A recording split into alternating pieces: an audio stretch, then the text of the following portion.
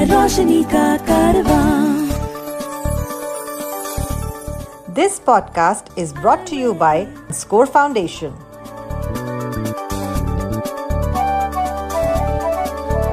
ये है रोशनी, रोशनी, रोशनी का कारवां, रोशनी।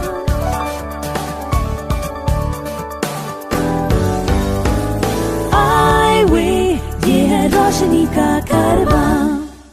हाय नमस्कार, मैं जॉर्ज एब्राहम आईवे कॉन्वर्सेशंस की इस कड़ी में आपका स्वागत है। आज हमारा मेहमान ऋषभ गुप्ता जो रायपुर छत्तीसगढ़ के रहने वाले हैं। सो ऋषभ, वेलकम, नमस्कार। नमस्कार sir, thank you so much for inviting. तो ऋषभ, आपने एक किताब लिखा, वो भी एक जीवनी, बायोग्राफी, एन ऑटोबायोग्राफी, और इस किताब लिखने का मकसद क्या था? सर बहुत अच्छा सवाल है और इसके पीछे ना बहुत अच्छी स्टोरी भी है। आ, मैं जब अपने विजन लॉस की जर्नी में उस स्टेज पे था कि कुछ समझ नहीं आ रहा था और किसी तरह चीजें एक्सप्रेस करनी थी। आ, आजू बाजू जो लोग थे या जिनसे उनसे मैं एक्सप्रेस नहीं कर पा रहा था।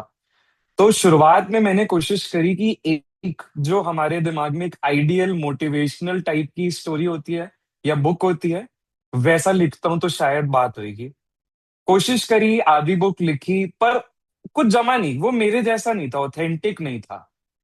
फिर उसके बाद में फाइनली एक रात को ये जितने भी थॉट्स हैं मुझे इनको एक्सप्रेस करना था, तो एक जर्नल में जो मैं हफ्ते में एक दो बार लिखता था, उस दिन रात को मैंने लिखा, बट वैसे लिखा जैसे मैं नॉर्मली अपने दोस्तों से बात करता हूँ, जो भी मेरे एक्सपीरियंसेस थे। एंड उस दिन कुछ 6 घंटे तक, क्योंकि मैं बोल के लिखता हूँ, तो सब कुछ मैंने बोल के रिकॉर्ड किया, उसको कन्वर्ट किया अपने जर्नल में। एंड मैंने ना उसको अपने फ्रेंड्स के साथ शेयर किया कि यार तुम पढ़ के बताओ, क्या अच्छा लग रहा है, क्या मजा आ रहा है, क्या इसको पढ़ने में? मेरे को अच्छा लग रहा था। एंड जो उनका रिस्पॉन्स था, कंसिडरिंग कि दोनों साइटेड थे, दोनों कहीं ना कहीं साइकोलॉजी फील्ड से थे, उनका रिस्पॉन्स इतना अच्छा आया कि उस दिन मैंने डिसाइड किया कि मैं ये जो मेरा जर्नल है, इसको मैं एज अ बुक कन्वर्ट करूंगा with the help of an editor. तो ये वो है, एक मेरा जर्नल है जिसको हमने बुक की तरह प्रेजेंट किया है। इस बुक के द्वारा आप क्या अकम्प्लिश करना चाहेंगे? सर सबसे पहले तो जब मैंने खुद बुक पढ़ी तो मुझे ऐसा लगा कि ये बुक मेरे को ही बहुत हेल्प कर रही है कुछ कुछ चीजें एक्सेप्ट करने में, और ज्यादा जो शायद मैं खुद एक्सेप्ट नहीं कर पा रहा था। जैसे आपने भी कुछ चैप्टर्स पढ़े हैं, तो पहले या दूसरे चैप्टर में हमने केन के बारे में लिखा हुआ था। तो पहला जो मेरे खुद के लिए मेरे को लगता है पर्सपेक्टिव था कि ये मेरे लिए ना बहुत इजी बना दे रहा है चीजों को, कि अगर मैं ये बुक पढ़ता हूँ तो विजन लॉस जैसा मैं कहता हूँ कि बाकी लोगों के लिए एक बोरिंग टॉपिक, कि इतना बोरिंग टॉपिक बट इतना फन वे में लिखा हुआ है कि एक तो इंटरेस्टिंग है, दूसरा यूनिवर्सल है कि इसमें जो भी लिखा हुआ है वो आप भी रिलेट करोगे, एक नॉर्मल साइटेड बंदा भी रिलेट करेगा। मतलब फ्रॉम 5 years to 50 years इस एज ग्रुप के लोगों ने बुक पढ़ी है, एंड हर बंदे ने रिलेट किया, no matter if they have any disability और नॉट। तो मुझे लगता है कि it was not my intent कि ये कुछ बहुत बड़ा डिफरेंस या फिर एक चेंज लाए, but the way it is bringing, जो मुझे दिख रहा है कि बहुत इजी कर दे रहा है इस कॉन्वर्सेशन को, और अनएक्सप्रेस थॉट्स को वो बहुत ज्यादा सामने लेके आ गया। तो that is happening from this book right now sir.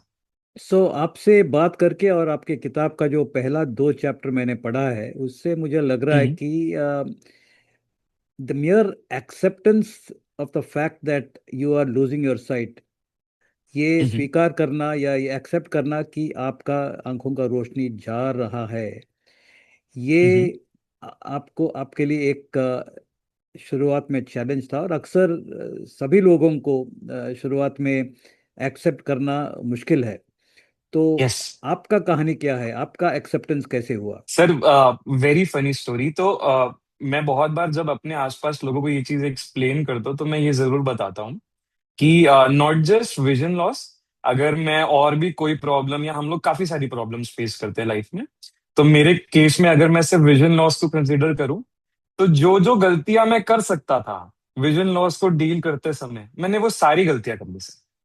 मैंने छुपाने की कोशिश कर ली। मैंने ये सोच लिया कि ये कभी ठीक नहीं हो सकता। मैंने ये सोच लिया कि I have to be dependent. मैंने फ्रेंड्स को शेयर नहीं किया अपने। मैंने अपने हिसाब से लड़ना शुरू किया। जो गलतियां हो सकती हैं, मैंने सोचा हेल्प लेना एक वीकनेस है।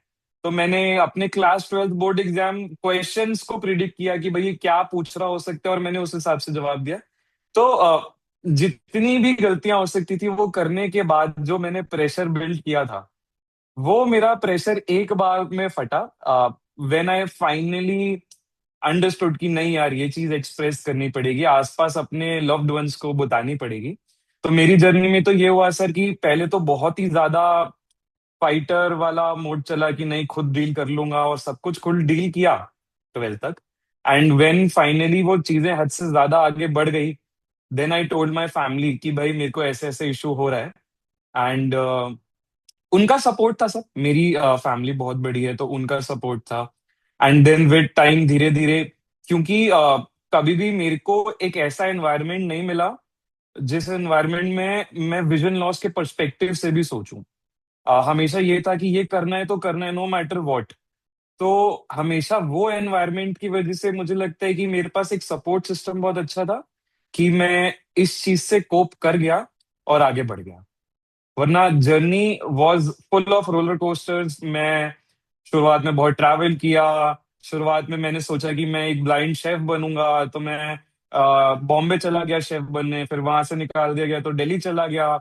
तो वो वाले एक्सपीरियंसेस बहुत रोलर कोस्टर वाले हुए, बट वही रुका कभी भी नहीं, जो मुझे लगता है मुझे हेल्प किया। आपने ये कहा कि आपने 12वीं कक्षा के एग्जाम जब आपने लिखा, बोर्ड एग्जाम्स, आपने क्वेश्चंस गेस करके लिखा कि शायद ये पूछ रहा है। तो यस इस आपका गेसिंग गेम जो था वो वाज इट एक्यूरेट, या आपको इससे नुकसान हुआ?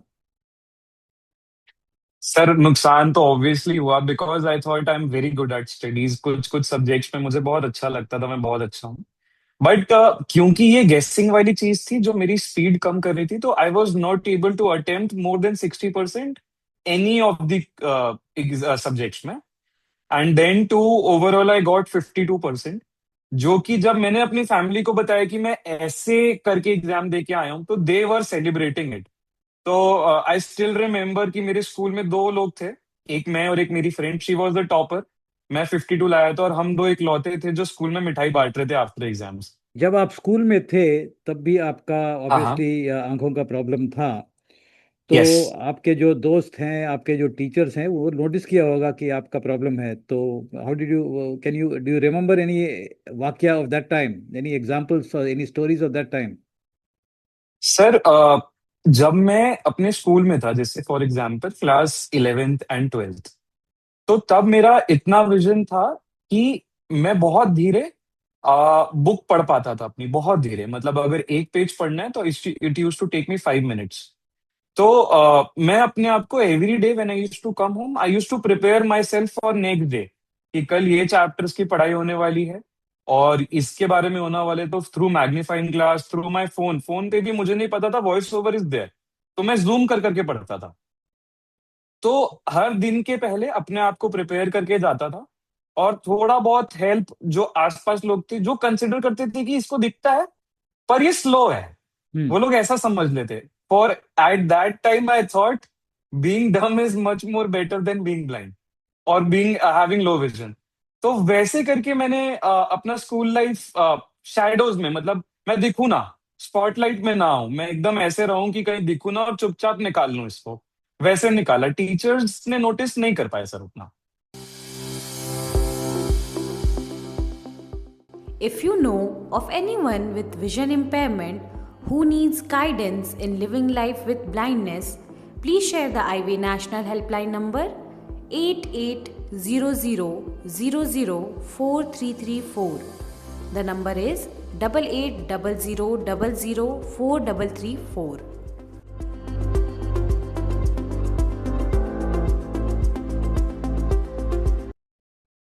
सो ये फुल एक्सेप्टेंस आपका जो है, ये कब हुआ, hmm. And how did that change your life? Sir, 2021 के बाद में, मैं रायपुर वापसी आया दिल्ली से, जी। एंड उस टाइम पे मैं अपना बैचलर्स कर रहा था, ऑनलाइन बैचलर्स कर रहा था, साथ में I was doing my business as well. Ah, तब कुछ फैमिलीज में इश्यूज हुए, और ये विजन इशू मेरा बढ़ने लग गया, और प्रॉब्लम्स आने लग गई, और हेल्थ इश्यूज होने लग गए एक साथ। तो एक वो कहते हैं ना कि एकदम से अचानक से बहुत सब कुछ अचानक से बढ़ गया, तो रॉक बॉटम हिट कर दिया कि अब उसके बाद तो नीचे कुछ है ही नहीं। तो जब ये रॉक बॉटम हिट हुआ कि अब तो इधर से ऊपर ही जाना पड़ेगा, कुछ बेटर ही करना पड़ेगा, देन ये कॉन्वर्सेशन शुरू हुई मेरे दिमाग में पहले कि अब इससे कैसे निकल सकते हैं। बिकॉज एक्सेप्टेंस कहीं ना कहीं इंटरनली था, फिर भी एक्सटर्नली वो होता था कि यार कैसे करना है, कैसे दिखाना है, कैसे बातें करनी है लोगों से। क्योंकि जब मैं बहुत छोटा था तो मेरे को बहुत पसंद था बीइंग इन स्पॉटलाइट, हमेशा लोगों से बात करना। स्पोर्ट्स में मैं बहुत ज्यादा था। तो अब पूरी लाइफ को रीडिजाइन करना पड़ा सर, कि स्पोर्ट्स हट गया, कुकिंग बहुत करता था तो उसको कैसे मॉडिफाई करके करा। तो जब वो कॉन्वर्सेशन शुरू हुई ना कि अब मॉडिफाई करके कैसे दोबारा लाइफ को डिजाइन किया जा सकता है, मुझे लगता है तब मेरा एक्सेप्टेंस भी बढ़ा, और फिर वो एक्सपीरियंस भी धीरे धीरे मॉडिफाइड वे में वापसी आने लग गए जब मैं बाहर निकला। आपकी किताब में आपने अपना केन के बारे में भी जिक्र किया है। तो यस सर। ये केन आपकी जिंदगी में कैसे आया और आज वो केन आपकी जिंदगी में क्या रोल प्ले कर रहा है? सर, जब मैं पहली बार एक तो बहुत मुश्किल से मैंने केन को ऑर्डर किया। आ, मेरे को आज भी याद है, टॉर्चेट का एक केन हुआ करता था जो विद वो सेंसर्स के साथ आता था। तो मैंने उसको ऑर्डर किया, एंड मैंने चुपचाप उसके ऊपर का जो सेंसर वाला पार्ट है, जो हैंडल वाला पार्ट है, उसको जैसे ही पैकेट खोला मैंने डस्टबिन में डाल दिया। मुझे लगा इससे समझ आ जाएगा ये केन है। और मैंने सिर्फ उस स्टिक को अपने पास में रखा, जिसको मैं कोई पूछता था तो क्या है, तो मैं इसको ऐसे खोल के बोलता था कि अगर कोई मेरे से पंगे लेगा तो मैं इसको मारूंगा इससे। हम्म। मैंने एक्सेप्ट ही नहीं किया कि ये केन है, क्योंकि मुझे लगता था कि अगर किसी को पता लगा मेरे हाथ में केन है तो ऑटोमेटिकली एक बहुत बड़ी पिक्चर बन जाएगी, ओह ब्लाइंड और सैड और वो वाली। तो शुरुआत में ये था केन के साथ में। देन विद टाइम धीरे धीरे जब मैं ट्रैवल करने लगा, अकेले बाहर जाने लगा, तो आई रियलाइज केन की इम्पोर्टेंस और कितना हेल्प करती है केन। तो धीरे धीरे अकेले में, वो भी without family, I started using cane. And then next step आया कि धीरे धीरे जब फैमिली में भी मेरे को लगा नहीं यार, इट इज इम्पोर्टेंट कि अपने लोगों के सामने भी शो करना है। तो then I started showing it. और अब ऐसा है कि अब मैं जैसे शुरुआत में एक्सेप्ट करने के लिए हम लोग क्या करते हैं, जैसे मेरे यहाँ पे सर, हम लोग किसी भी चीज को जो थोड़ा सा ऐसा होता है ना कि डिफिकल्ट टू एक्सेप्ट है, या फिर हम उसको एक नाम दे देते हैं। जैसे आपने बुक में पढ़ा होगा ड्रामा क्वीन, ड्रामा क्वीन से भी पहले मैं केन को डंडा जी बोलता था, just to give it a personality. Humour के थ्रू एक्सेप्ट करने की कोशिश थी, मुझे लगता है उसको। And now it's very common sir. अभी तो मेरे घर पे हर जगह ही केन रखी होती है, एंड मैं उसको लेके भी चल रहा हूँ, तो family is like very good. तो नाउ एक्सेप्टेंस आ रहा है, और अब बहुत सारे मेरे फ्रेंड्स हैं जो इस कम्युनिटी में बन गए, तो दे हेल्प मी अलॉट ये चीज समझने के लिए कि वाई इट इज इम्पोर्टेंट। तो डिड आपको कुछ फॉर्मल ट्रेनिंग दिया गया केन यूज करने के लिए? बिकॉज अक्सर ये ओरिएंटेशन एंड मोबिलिटी जो ट्रेनिंग होता है, इट्स नॉर्मली 3 महीने का होता है। तो आपने कुछ फॉर्मल ट्रेनिंग लिया है केन और मोबिलिटी का? सर, मैंने कोई भी ट्रेनिंग नहीं लिया आज तक। जो सीखा है या तो कोई फ्रेंड यूज करता होगा तो उससे पूछ लिया। इनफैक्ट वॉइस ओवर्स हो गए, जितनी भी टेक्नोलॉजी है असिस्टिव, ये सारा सेल्फ एक्सप्लोर्ड ही है सर। अभी आपने ये भी कहा कि आप जब आप कॉलेज में डिस्टेंस ऑनलाइन ग्रेजुएशन कर रहे थे, तो हम्म। साथ में आपने अपना बिजनेस भी स्टार्ट किया या अपना बिजनेस कर रहे थे। तो इस यस बिजनेस के बारे में थोड़ा बताएंगे, और इस बिजनेस में how are you initiated into? Sir, जब मैं अपना कॉलेज कर रहा था, उस टाइम पे मेरा शुरुआत से इंटरेस्ट बिजनेस में था। बहुत क्लैरिटी थी शुरुआत से कि कुछ ना कुछ खुद का ही करना है। तो उस टाइम पे I started with a farm, basically जो कैटल फीड होता है। तो I brought the best type of feed in the world, Tamil Nadu से, to grow in my city.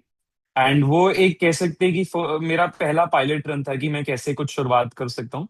तो I started with that farm, जो हम लोग daily organic cattle feed provide करते थे, फ्रेश, एक फार्म में। तो उस टाइम पे I started with that, and धीरे धीरे then I pivoted to, I started a new wing मेरी फैमिली बिजनेस में। बेसिकली सर मैं कोल ट्रेड में हूँ। तो हम लोग कोल ट्रेड करते हैं। तो कोल जनरली जो थर्मल प्लांट्स में यूज होता है, बहुत एमिशंस क्रिएट करता है। जनरली जो एक सबसे बड़ा प्रॉब्लम है आज की डेट में, वो एमिशंस है। तो मेरे को ये था कि यार इसमें कुछ करना है, हमारे को इसका कुछ सॉल्यूशन चाहिए। क्योंकि इस चीज में इंटरेस्टेड था, सॉल्यूशंस ढूंढता था। तो कुछ फ्रेंड्स मिले जो भी इंटरेस्टेड थे, फिर कुछ लोग मिले जिन्होंने इसमें इससे रिलेटेड सॉल्यूशंस बनाए थे। तो हम लोगों ने मिलकर एक कंपनी स्टार्ट करी, जिसमें हम लोग, जो कि अभी भी है, हम लोग बड़े जो थर्मल प्लांट्स होते हैं उनको हेल्प करते हैं, उनके एमिशंस रिड्यूस करने में और उनके प्लांट की एफिशिएंसी बढ़ाने में। तो ये मेरा one of the major chunk of the day ये मेरा लेता है सर अभी। जब हम कुछ दिन पहले बात कर रहे थे तो आपने कहा कि आपके बड़े भाई भी विजुअली इम्पेयर्ड है। यस तो उनका ब्लाइंड होना आपसे पहले था या आपके साथ हो रहा था, और उनका ब्लाइंड होना आपके ऊपर क्या प्रभाव डाला था? सर, मेरा नाम, जैसे मैं ऋषभ, एंड मेरा ब्रदर है बड़ा अभिमन्यु। जी। तो हम दोनों लो विजन है, हम दोनों को बहुत थोड़ा दिखता है, बट दिखता हम्म। है। एंड मुझे लगता है कि एक फैक्टर जो मेरे लिए बहुत हेल्प किया मुझे शुरुआत से अब तक, वो ये है कि मेरे से, क्योंकि वो 2 साल बड़ा है, तो चीजें उसको पहले डिटेक्ट हुई। And I was able to see कि वो क्या प्रॉब्लम्स फेस कर रहा है और इसका क्या सॉल्यूशन हो सकता है। तो हर बार जब तक मेरे तक कोई प्रॉब्लम आती थी, क्योंकि मैंने अपने भाई को देखा है वो कैसे डील कर रहा है, और मैं खुद बहुत क्रिएटिव हूँ। तो हमेशा मैं ना मेंटली रेडी था कि इसको मैं कैसे फेस कर सकता हूँ। तो ये तो सर मैं कहूंगा कि बहुत ही बड़ा इम्पैक्ट था। इससे बड़ा मेरे को लगता है one of the major impact was my brother.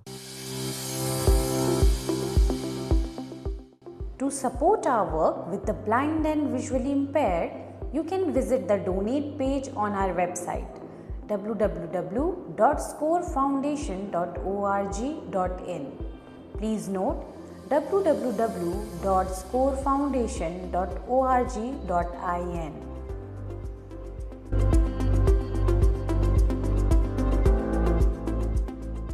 Socially low vision होने पे आपको क्या चैलेंजेस था? बहुत पहले शुरुआत में, जब लो विजन चल रहा था, ये वाली प्रॉब्लम्स, ये बिफोर एक्सेप्टेंस वाली चीज है। When I used to hide these things कि भाई मेरे को तो कोई प्रॉब्लम नहीं है। तो for example there are two pictures sir. पहली वाली पिक्चर में एक ऐसा मैं हूं जो वेरी एक्टिव, वेरी सोशली बहुत ज्यादा है, हर जगह जाता आता है। And then the second picture जो लैक ऑफ एक्सेप्टेंस के साथ है। तो अब वो क्या है, छुपाना है उसको अपनी प्रॉब्लम्स।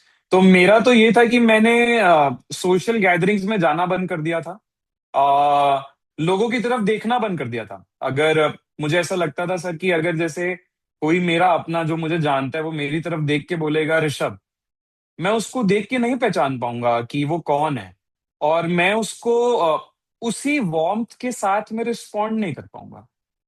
तो ये वाले जब एक्सपीरियंसेस मेरे दिमाग में आने लगे, तो मैंने अपने आप को कंप्लीटली सर शैडोज में डाल लिया था कि ऐसा इंसान बन जाओ कि कभी आप वल्नरेबल सिचुएशन में आओ ही ना, और कभी देखो ही ना, तो कभी प्रॉब्लम ही नहीं होगी। बट ऑब्वियसली मतलब now when I see that, I guess कि blindness made me blind toward my own identity. जैसा मैं था मैं वैसा ही भूल गया था। तो ये तो बहुत ही ज्यादा सोशली प्रॉब्लम है। आज भी प्रॉब्लम होती है सर, आज भी वे, अब क्योंकि मैं बहुत ज्यादा इवेंट्स में जाता हूँ, बहुत सारे नेटवर्किंग सेशंस होते हैं, बहुत सारे अलग अलग वर्कशॉप्स है जो मैं अटेंड करता हूँ। अभी भी होती है, बट अब विद कॉन्फिडेंस होती है। और अब ऐसा है कि अब पिक्चर में मैं सामने से बताता हूँ कि yes I have low vision, I want you to help me meet all the people. तो वो तीसरे पिक्चर में ये वाली चेंजेस आ गए हैं। आपका जो किताब मैं जब पढ़ रहा था तो मुझे I just got the impression that आपका सेंस ऑफ ह्यूमर, जिस नज़रिया से आप जिंदगी को देख रहे हैं, और जिस नज़रिए से आप अपना चैलेंजेस देखते हैं, you seem to have a sense of humour. तो आपने कभी ये स्टैंड अप कॉमेडी करने का प्रयास किया था? क्योंकि रायपुर में मेरे को म्यूजिक में बहुत इंटरेस्ट है, साइकोलॉजी, मेंटल हेल्थ में इंटरेस्ट है, तो हम लोग रायपुर में ना रेगुलरली कुछ कुछ सेशंस कराते हैं कि 8-10 दोस्त मिलके बैठेंगे and we'll talk about a topic अपने लाइफ एक्सपीरियंस से, कोई बुक की बातें नहीं, कुछ नहीं। तो जब हम लोग ये सेशंस करते थे तो एक चीज, ये 2-3 साल हो गए सर इस चीज को, तो एक चीज हमेशा बार बार निकल के आती थी यार, मेरा निकनेम सर रीशु है, तो ऋषु यार तेरे को ना स्टैंड अप कॉमेडी जरूर ट्राई करना चाहिए। तो बहुत बार ये चीजें आई हैं कि I should try, but I have never tried. In fact अभी इस सेशन से पहले मैं कुशल भानुशाली का स्टैंड अप कॉमेडी वीडियो ही देख रहा था जो उन्होंने रिसेंटली अपलोड किया है। तो आपने म्यूजिक का भी जिक्र किया।